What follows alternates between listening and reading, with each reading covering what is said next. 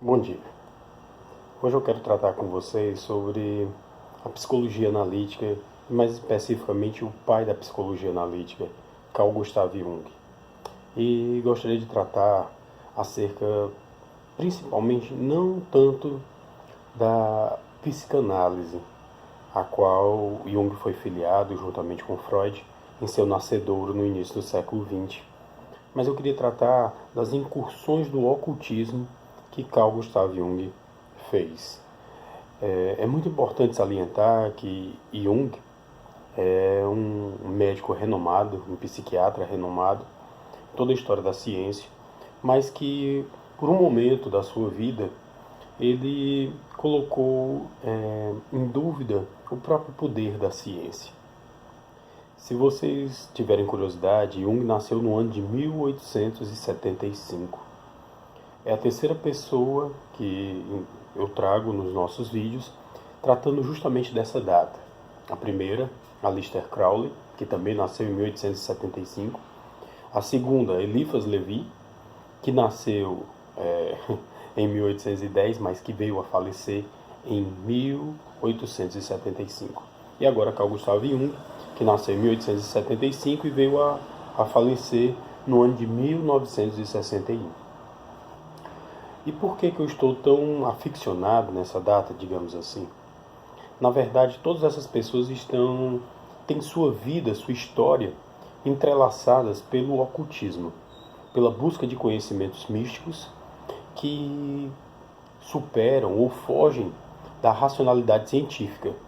E hoje eu trago um pensador moderno que transitou entre dois mundos, entre a ciência, reconhecidamente por seus trabalhos magníficos na área da psicanálise e depois da psicologia, como é conhecida a vertente junguiana ou a psicanálise ou a psicologia analítica.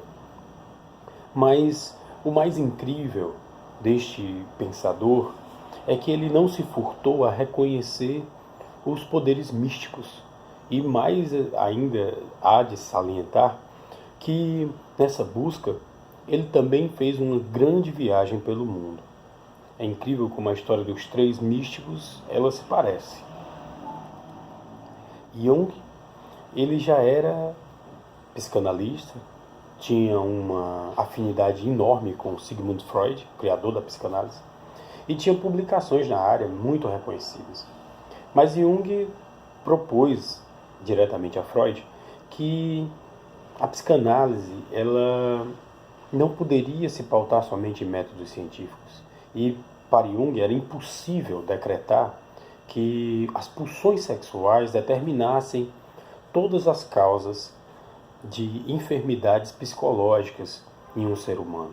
Segundo Jung, essa explicação ela era impossível.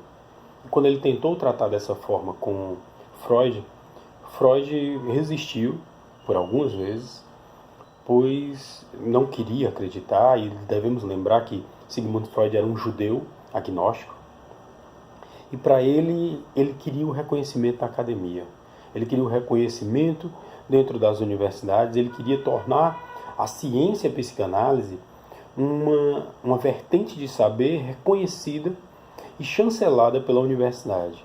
E ele acreditava que qualquer enlace místico traria para ele descrédito e profundamente descontentamento com a própria academia, o seu não reconhecimento. Como Jung tentou por diversas vezes relatar experiências que ele teve, inclusive com mesas redondas em sua casa, sim, e Jung levou à sua residência diversos médiums, eu não quero chamar espíritas, pois Jung não fez uma incursão nos livros dos espíritos, não fez a incursão na obra de Allan Kardec, mas médiums, pessoas que diziam tratar diretamente com almas de pessoas mortas e até outros espíritos. E ele levava a sua casa para compreender esse conhecimento, para entender o que influenciava a mente e o coração do ser humano. É interessante que o próprio doutorado de Carl Gustav Jung é tratando da psicanálise, ou a psicologia, e a influência do ocultismo sobre ela. ou as ciências misteriosas ou mágicas. E mais interessante ainda, Jung vai falar sobre arquétipos. O que são arquétipos? Uma explicação bem rasa e bem simples, arquétipos são imagens que transcendem a própria genética humana. Elas são perpassadas desde as eras primitivas dos seres humanos e que remetem a poder, a conhecimento e também a destruição. Só para citar um arquétipo muito interessante, eu gostaria de citar o arquétipo da sociedade norte-americana, os Estados Unidos. O arquétipo desse país é a águia, pois a águia ela voa nos mais altos cumes, nas montanhas mais elevadas, ela forma o seu ninho. É um animal que vive independente, sozinho, e que ataca suas presas com voracidade, determinação e extrema precisão, não se submetendo a quaisquer outros animais, não possuindo verdadeiramente nenhum predador natural, a não ser o próprio homem pela destruição da natureza. É incrível como esse arquétipo ele traduz um pouco do que seja a civilização norte-americana. O desejo por liberdade, a sua independência, tantas vezes propalada desde o hino nacional até as suas ações modernas. E essa voracidade, essa beligerância, muitas vezes, nas relações políticas internacionais com outros países, aos quais ela muitas vezes submete. Mas Jung não tratou apenas desse arquétipo, ele tratava de vários. Ele dizia que cada ser humano está envolto no que ele chamou de inconsciência coletiva. Um pensamento que transcende as gerações de toda a humanidade e que trazem em si significados abissais e que podem verdadeiramente influenciar na sua alma, influenciar na sua vida. Para Jung era impossível que a psicanálise ela ficasse adstrita à ciência, pois a psicanálise ela transitava entre dois mundos, entre o mundo fático, o mundo real, e o mundo imaginário. E esse mundo imaginário ele não era constituído somente pela sua vida presente, mas pelas próprias vidas anteriores dos seus antecedentes. Dito isto, eu quero salientar que Jung nunca propôs a migração das almas, a transmigração das almas, ou mesmo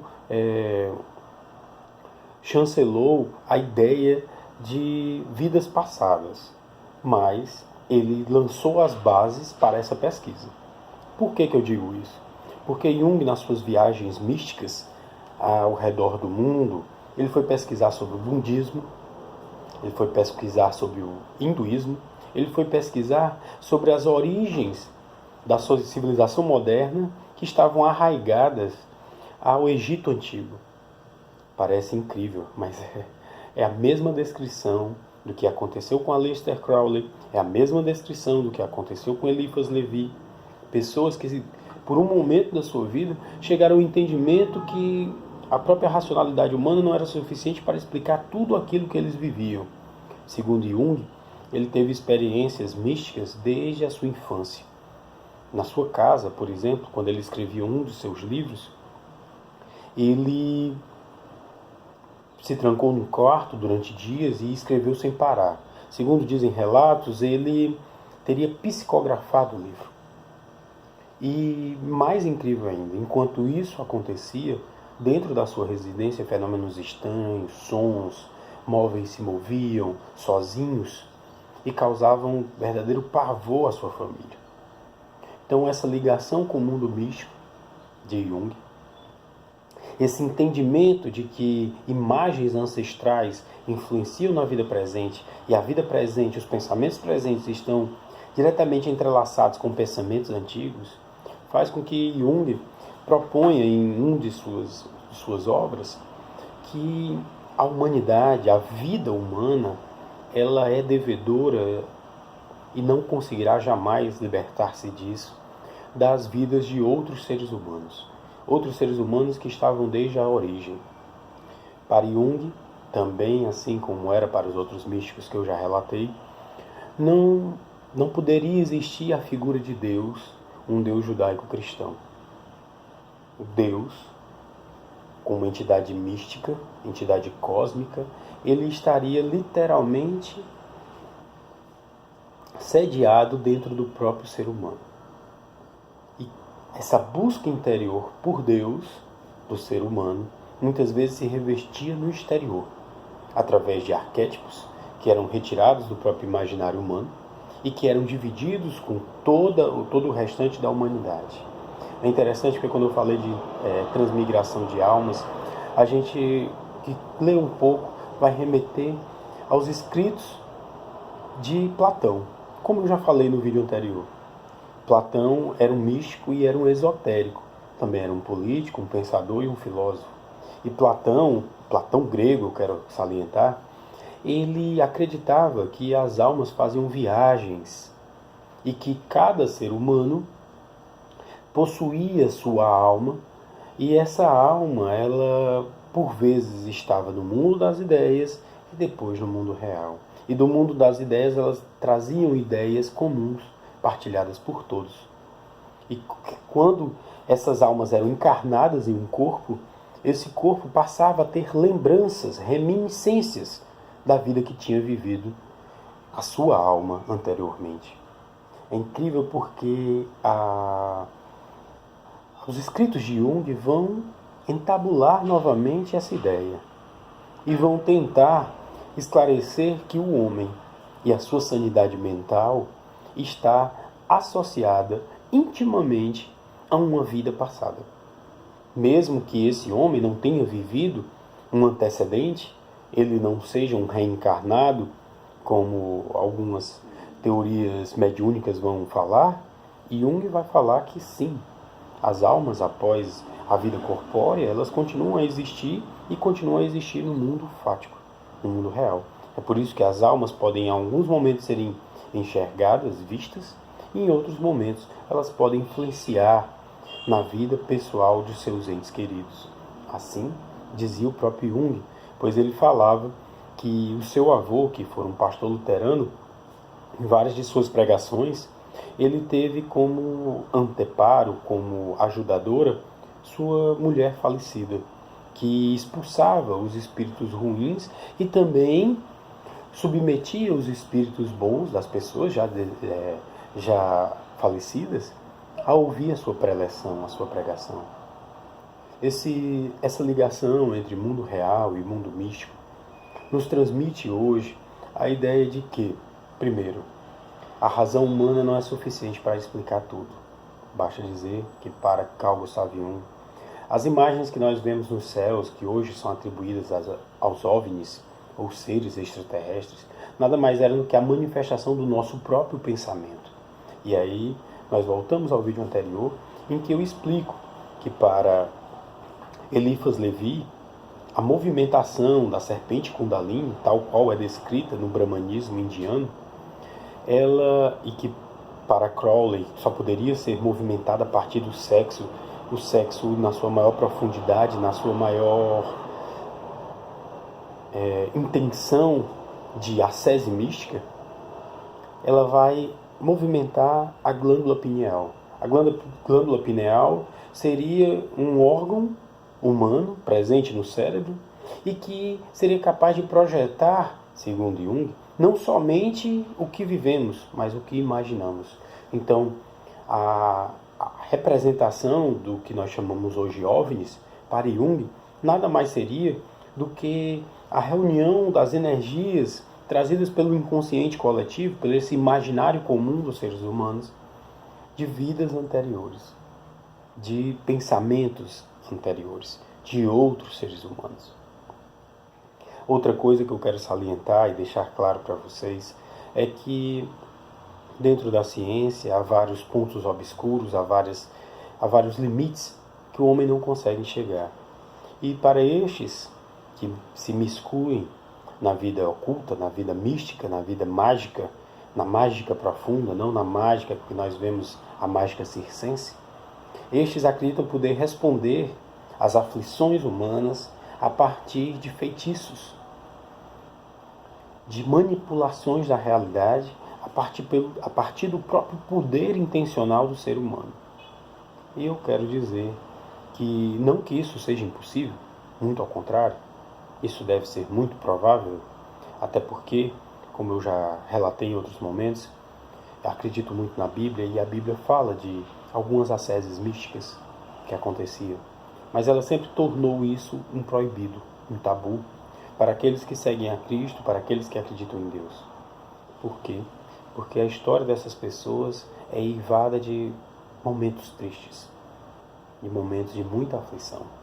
Embora Jung e o próprio Eliphas Levi, em sua autobiografia, descrevam uma vida serena, pacífica, em momentos eles não conseguem esconder a aflição profunda do seu coração. Um sentimento de terror, de pavor, de inquietude, que os lançou na busca própria dessa ascese mística, desse conhecimento do mundo oculto. Então eu quero salientar que com essa série de vídeos, busque a Deus. Se você tem sede de conhecimento, busque a Deus. Se você tem vontade de conhecer explicações que a sua racionalidade não alcança, busque a Deus. Talvez você não encontre essas respostas, mas talvez com certeza você encontrará a paz. E é ela que eu deixo no final desse vídeo. Se você gostou, deixe um joinha, compartilhe essa mensagem e nos faça chegar a mais pessoas.